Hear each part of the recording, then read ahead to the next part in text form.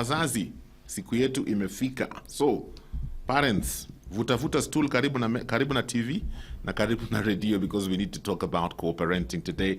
I've got two amazing ladies who will help us to gain a deeper understanding of how, if you're in that situation where you're co-parenting, how can you make it better? How can it be beneficial to both you and your children as well? Caroline Gaizumo is here with us again, transformational coach. Caroline, how are you doing? I'm fantastic. Karibu sana, it's good to have you. Good to be here, Santi. Great. We also have Mary Kieti. Mary Kieti is a parenting coach. Mary, how are you? And thank you, Jemu. I'm glad to be here. Good to have you again. Karibu sana. Thank you. Awesome. So, Mary, maybe we can begin with you. When we talk about co-parenting, maybe we can define what we mean by co-parenting so that all of us are on the same page. Co-parenting ni nini?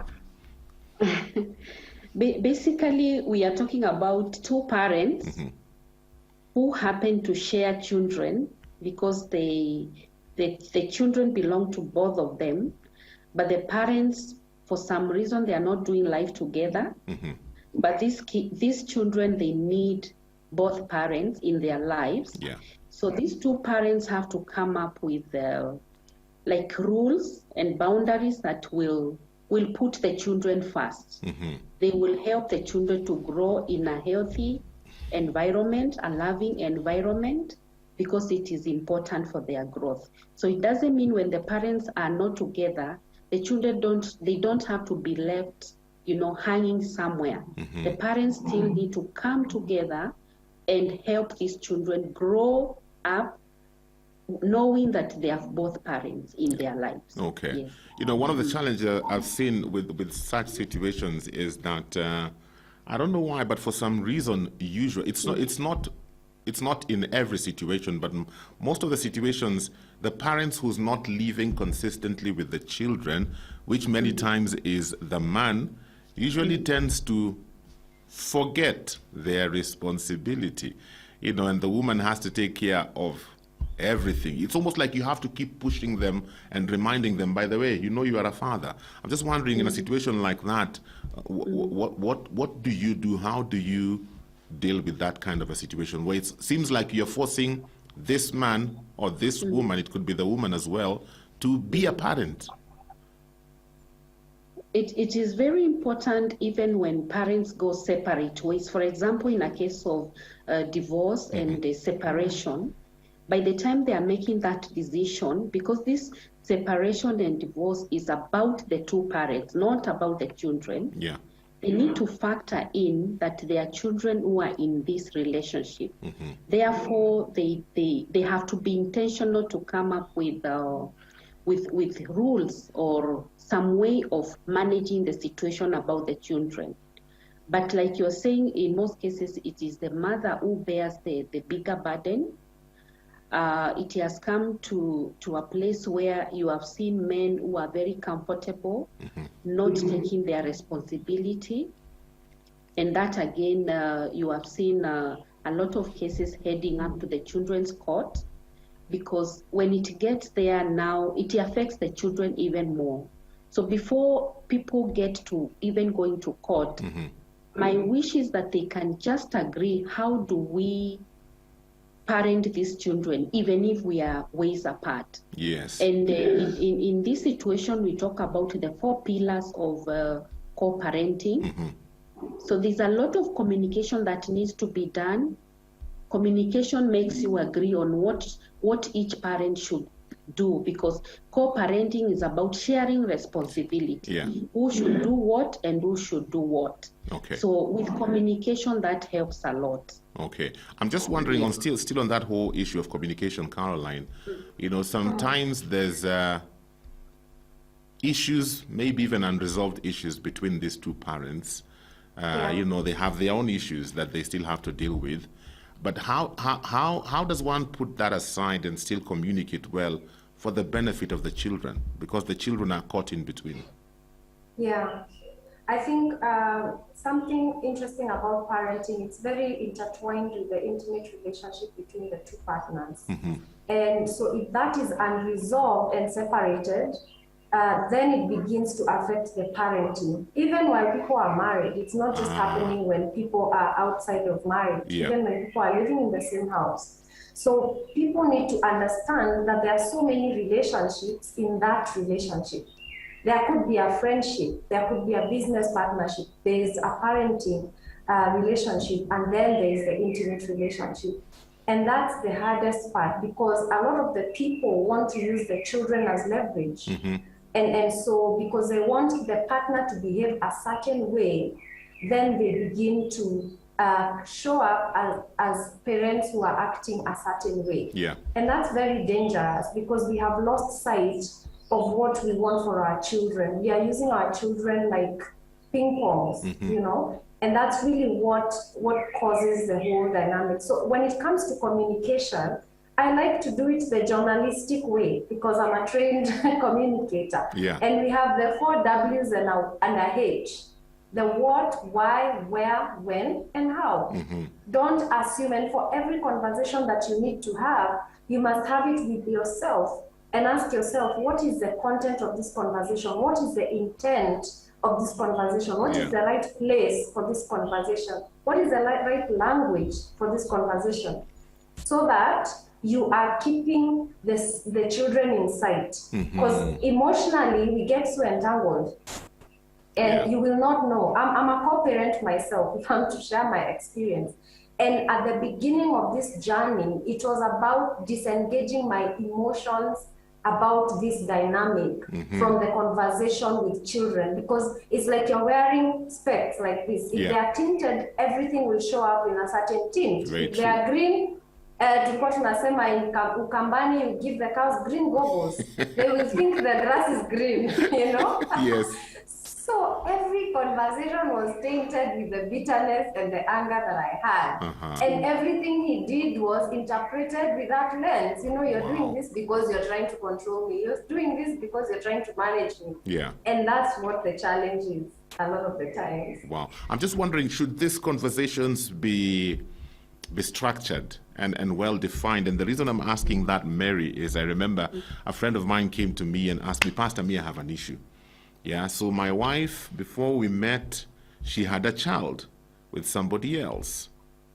But now, the way they are communicating, I understand the father still wants to be in this girl's life, but he has to understand there's another man in the picture now. If he wants to communicate with my wife, shouldn't he come through me first?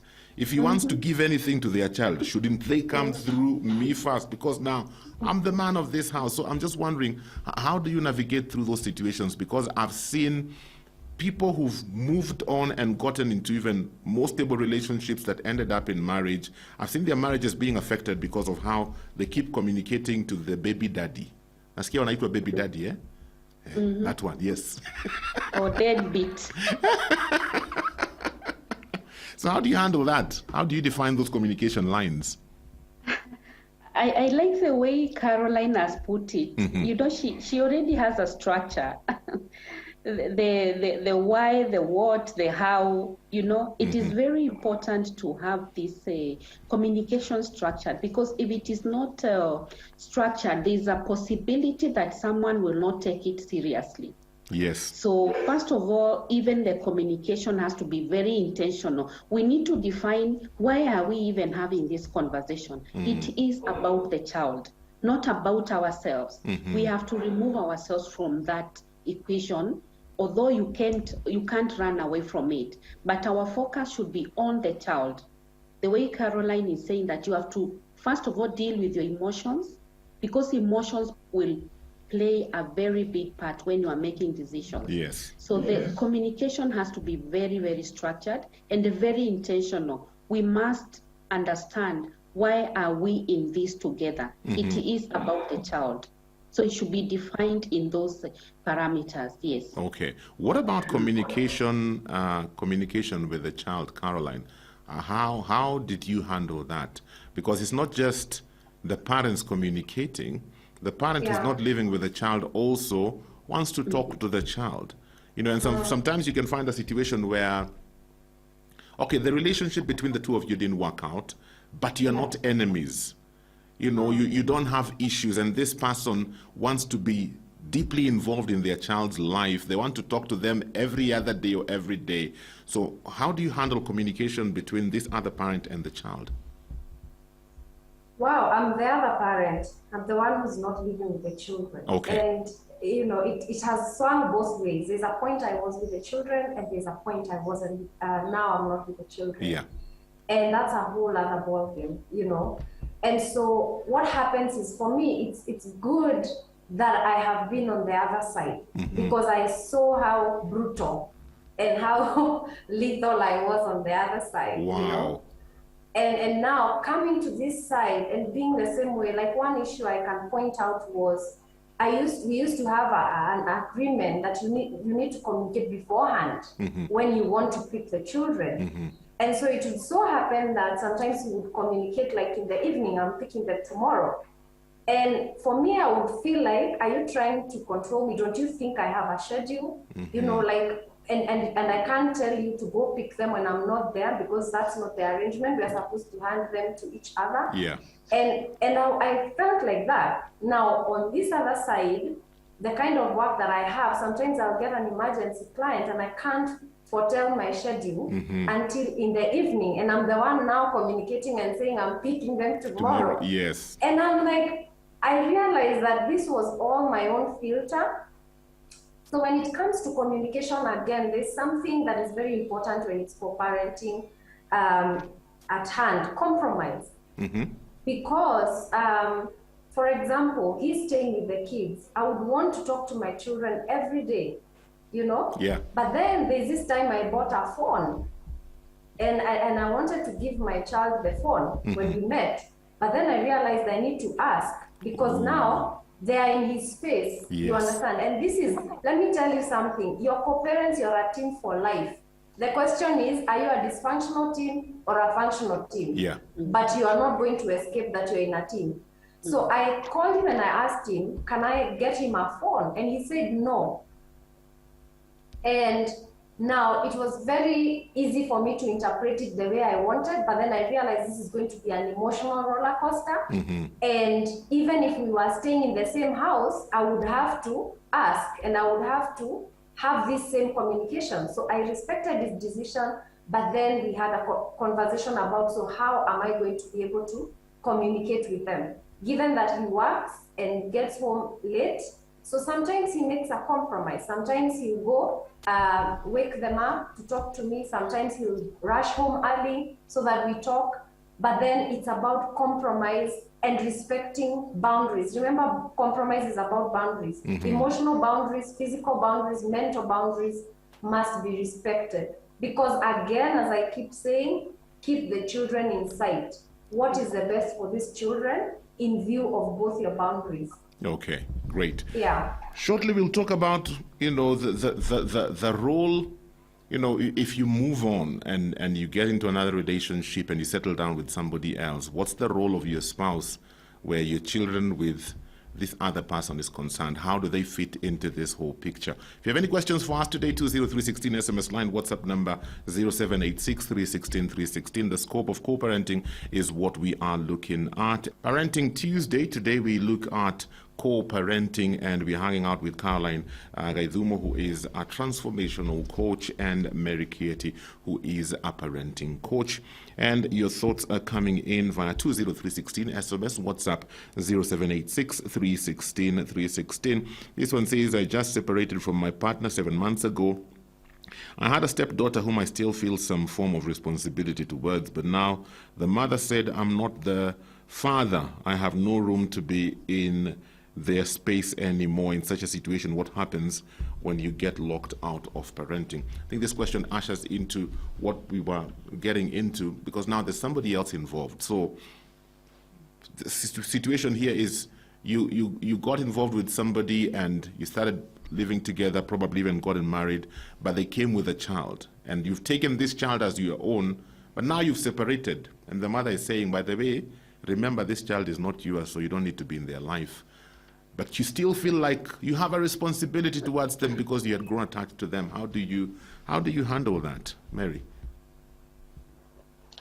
One of the things I would want to start talking about is that when a situation like that, a mother who has a daughter, one of the things I've seen which is very dangerous is when you introduce your child to so many partners. Because the danger is that children build attachment very fast. Yeah. And you are almost rubber stamping it because you're involved, they feel this is okay. So children build attachment very fast. So one of the things I've seen is that when you introduce a child to someone too fast, they have already built an attachment. So it's also a caution to parents, especially single parents, just to take time before you introduce this child, before you bring the child into the equation of this relationship. It is important to take time and just weigh the situation, whether this relationship will move to the next level. Because this child will be left at a place where they cannot understand how come this person is not in our space anymore. Because they had already gotten attached. So when would be the right time then to start introducing this person into your child's life? When you are sure the relationship is moving to the next level. The next level, I mean, you are settling together. Okay. Because the danger is when this child gets attached, you can only imagine if they are being attached to multiple partners. The emotions of this child are already, out of place. So it is important to take time, study the relationship, because you are the one doing the relationship, not the child. Yeah. The child is just benefiting from the relationship. So it's important to do this relationship knowing in mind that there's a child involved, and you must track the relationship to know when is the right time to bring in the child into this relationship. So in a case where this gentleman is talking about, being kicked out again, remember now this is a case where the child is not biologically his. Yes. And he has been kicked out. I think the best thing he can do is just to move on. I don't know what else I could tell him, because again, the dynamics of that relationship is that he doesn't have anything, to attach to this child. The child is not his, and he has been kicked out by the person they had a relationship with. But I find that, I don't know what you think about this, Caroline. I find that to be very selfish, because I'm thinking as a typical man, we live in a society where men are bashed, deadbeat dads. We are not taking care of babies. We are siring babies all over and we are leaving them. But here you have a guy who's so dedicated, he's willing to continue, even though the relationship didn't work, he's willing to continue loving this girl and taking care of her, even though si mtoto wake. And you say no? Like, why? I mean, do you have the child's interests at heart, really? And I think it's because, again, as I said, intimate relationships get somehow enmeshed with this parenting. And so people are scoring with their actions. They're like, I'm going to do this and hurt him so bad so that he can feel what I felt when he did what he did. And so the child is not in view at that particular point. But there's something I want to tell people going through divorce and separation. This is like a new wound. And you cannot deny the fact that your emotions are getting in the way. And that's what I really want. Healing comes from acknowledging truth. Acknowledging truth, because truth is what sets you free. And the truth that needs to be acknowledged when people have just separated is, my emotions are running high. Yeah. And I am not rational. And I want to hurt this person because I perceive that they hurt me. So when you have that perspective in place, you'll be able to check yourself and ask yourself, why am I really doing this? Because until you see yourself in your true light, then you'll not make any changes. You'll be defending and you'll be doing things that are detrimental to your child.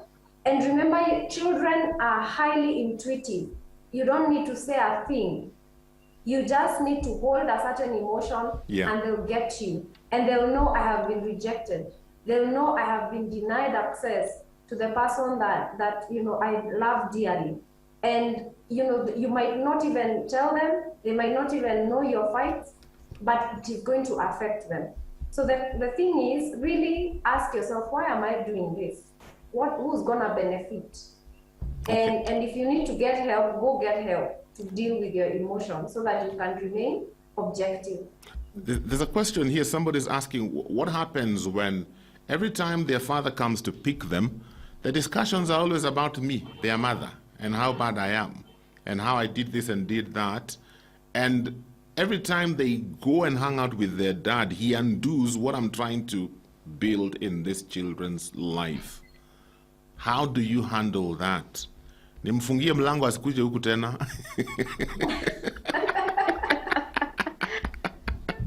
Mary, how do you handle that? Well, Caroline talked about boundaries. Yeah. And these boundaries are very, very important. And they are tied to communication, because when you are communicating with your child to paint a bad picture of the other parent, it becomes difficult now for the other parent, because their work is like basically to undo what you are doing. Mm-hmm. So it becomes more of it's like you are actually competing to fight through this child, which now makes the child quite vulnerable in such a space. So this communication, if a parent finds themselves telling the child something negative about the other parent, of course it is very, very wrong. Yeah. And boundaries needs to be put in place. What should we tell this child? What communication, what builds this communication between me and the child? Because the intention here is to build up the child. If the relationship between the two of you is not working, you don't transfer the same mess to the relationship you have with the child, because it will definitely ruin the child's life. So boundaries are very, very important. Okay. Can I add something? Yeah, please do. The thing is, as parents who have separated or divorced, you need to understand that you have double the work in parenting, because of your dismantled dynamic as an intimate couple, you have already affected the children. Yeah. So you need to make up for that.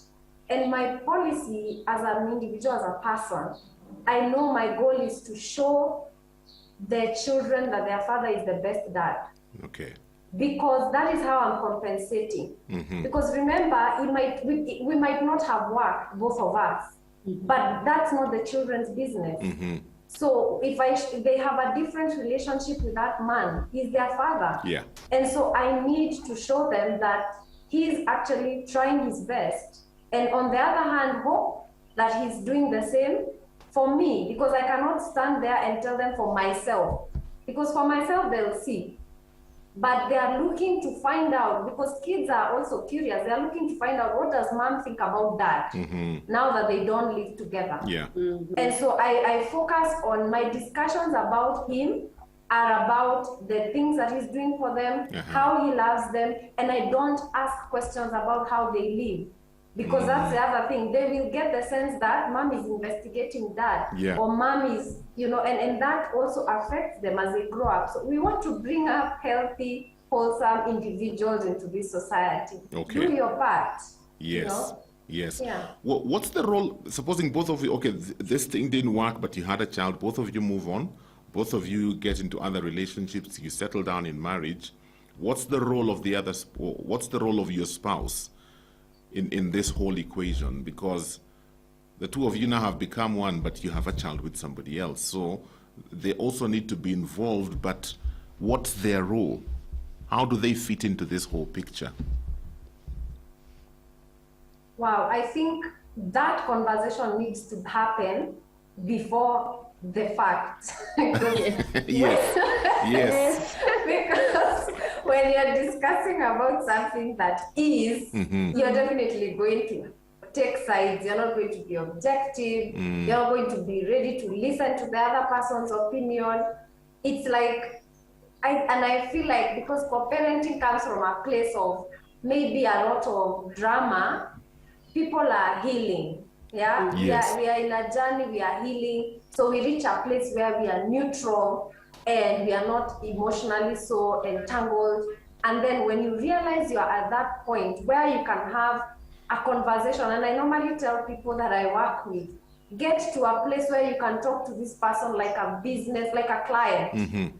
You know, like the way you talk to a client, like, good morning, thank you. You know, those, like, you're neutral. You have removed emotions. When you get to that place, Yes. actually that is a good place when it comes to co-parenting. You don't have to be friends. You And just the child need is to the be- business. Exactly. The child is the business. The child is like, good morning. When are they closing schools? Yes. When can I pick them? Where and what time? Have a good day. You know, when you get to that point, just know mumefika. Yes. Because from that place, then you can grow from there, and because now you're not emotionally entangled. Yeah. You're not invested in where he is, who he's with, and what he's doing, and you can now begin to structure certain conversations. And one day you can say, can we have a conversation about what would happen if you or I would move on? What do you think would work for these children? Yeah. Not when you have moved on, because now you're defending somebody in your life and you're like, no, he also needs to be here, you know? Yeah. Yeah, so do it before the fact and work out. There's no one way, because we are different individuals. Everyone has different dynamics. Work out what works for the three of you. Mostly for the two of you, because remember, the two of you are in this forever. Yeah. This other one who is coming, you're not sure. Very true. Yes. The two of you are in this forever. So it is the two of you that will work out a dynamic that involves communication and compromise and cooperation. Great. We'll talk about consistency, because I think consistency is also one very important pillar where co-parenting is concerned. That's coming up shortly. In the meantime, you have one more chance to ask a question in case you have one. We have about 15 minutes to go. 20316 SMS line, WhatsApp number 0786 316 316. Remember, we are talking about co-parenting. Caroline Gaizumo and Mary Kieti with me in studio today. Before we talk about consistency, there's a question here. Maybe Caroline, you can take this one. It says, my husband had a child before we got married, and after our wedding, I found out about him having a child. Every time I see him, I feel betrayed, and also when I see the child, I feel betrayed, and I don't want him to be associated with the mother of the child. Am I wrong? What should I do to allow communication between them? You must first have some serious communication with yourself, because Yes.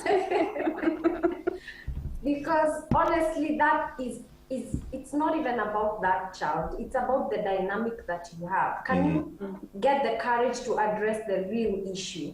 Because you feel betrayed. Have that conversation with him, and then once you've had that conversation, whatever decision you make sure that you move on from there. Because sometimes people have a conversation and they make agreements, but then they still keep saying, in 1972, I remember that you did, you know? Yes. So it's address the real issue, and the real issue is you feel betrayed. Talk to him about your feelings. Talk to him about what is his vision and goal with this child. What is the relationship dynamic between the child and the mother, him and the baby mama? Yeah. And then agree on what are our boundaries and what is it, because the child is innocent. And by the way, the child was there before you, and maybe that's why it hurts. Yeah. Because you have suddenly realized that there was another person who had his attention and affection before you. And so move that out of the way, have the necessary conversation. Don't be afraid to make whatever decision you need to make, but don't also lie to yourself and become bitter, because in the separation of the father and the child, you will be the one that is like so bitter. It's like drinking poison and expecting your neighbor to die. Yeah. Yeah. Wow. If I Consistency. can add something. Yeah, you can If I add something. Yeah. That in that case, we have to understand that the child has a right to have a parent. So this relationship that is denying this child to have the parent, one need to ask themselves, am I being selfish? Because it's a question of now being flexible Yes. and allowing this relationship to be there, and also the child has to be there. There's no way you can wish this child away. The child is there. Yeah. And like Caroline is saying, the child was even there before you. So the best thing you can do is just to compromise, be flexible enough to accommodate all the parties involved in this kind of a relationship. But the child has a right to be with their parent. Okay. Yeah. Wow. What's the place of consistency, and how important is consistency when we talk about co-parenting? Caroline, I'm wondering, do you guys have a schedule you work with so that you ensure there's consistency? Yes, there are some things that you can effect consistency, and there are others you can't. So it's about not being rigid. Like one of the things that we are very consistent about is about when I will see the children. So that the children also have that rhythm. They are not anxious, they're not anxious, when it becomes sporadic about that, the children will be anxious. They'll be like, when am I seeing mom? When am I seeing dad? So you need to be consistent about when the children are going to be with each of you. And also communication to the children also is very important, because we are talking about the children and their emotional state. Yeah. So it's important that you ensure the communication is consistent in its nature and in its frequency. So you don't wake up one day after you've seen your ex-husband's WhatsApp status and you're communicating different to the children. Yeah. Then wonder what is going on, Consistency of intent, and consistency also has a lot to do with boundaries, because remember, boundaries are both emotional, mental and physical boundaries. And so when you're talking about emotional boundaries, it's about what is the emotional state that I can consistently hold in this relationship. And I advise people, get to neutral. Neutral will never fail you. Neutral will never fail you. If you can just tell yourself, this is like a business client I'm going to meet, you will be consistent in your emotional responses, If you can say that, I'm going to ensure that the messages that I write, that I'm going to communicate in this way, be consistent in your way of communication, so that not one day you're calling him, the other day you're texting him, the other day you're emailing, Make sure you get a rhythm of how you communicate. So if it's text, because text is good, there's evidence, people can go through, even you can go through it. Oh, we have lost Before you. you send it and ensure that you have removed all the bad language, then that is what can work. Okay. Yeah, consistency of mode of communication with your partner. Okay. Yeah. Anything you want to add to that, Mary? Yes, I would want to add also consistency in routine. I think you will agree with me, children work well with routines. Yeah, yeah. And if these routines are set and they are consistent and they are, if the children are living in two different homes, it is good to work with this, to agree on these routines. And some simple routines could be, if the children should have dinner at 7, can you agree that it's also duplicated in both homes? If the children need to be in bed by 8 p.m., can you agree? Those are simple routines, but they will help the children to be well grounded. Yeah, routines are very important for children. Sio siku wanaenda kwa dad ni kesha and movies the whole night. But speaking as a co-parent, this is what I want to say, because sometimes it's also about compromise there. Remember, these kids are school-going children, So sometimes when they come to the parent who they are going to visit, it's probably a weekend until it's the holiday, okay? So sometimes they are overly excited and they don't want to stay, they don't want to sleep at 8. So sometimes what we agree on is there's a limit to what time they will sleep. Because of course you also have to be not so rigid, because they're also excited. They're like, I want to spend more time. You also want to spend more time with them because they're going home tomorrow. So it's about also that. But then you don't do it to the extent that you're going to mess their routine where they live, because they are going to go there and give people headache, especially the small ones. Wow. So it's good to have that, yeah. Ladies, imagine our time is up. Wow. How time flies when you're having fun. Kuna mtu amesongesha saa hapa kwa studio. The time has gone so fast, and we had quite a number of things I had hoped we would cover. But anyway, I know God will give us another opportunity to do this. So thank you so much. Yeah. Caroline and Mary, thank you for your time this morning. Tumeshukuru sana. Thank you. Thank you. Thank you for having us. Awesome. Well, if you're co-parenting, I hope today's conversation gave you some insight and something for you to think about. That's all the time we have for Parenting Tuesday today. Have yourselves a great day, and God bless you.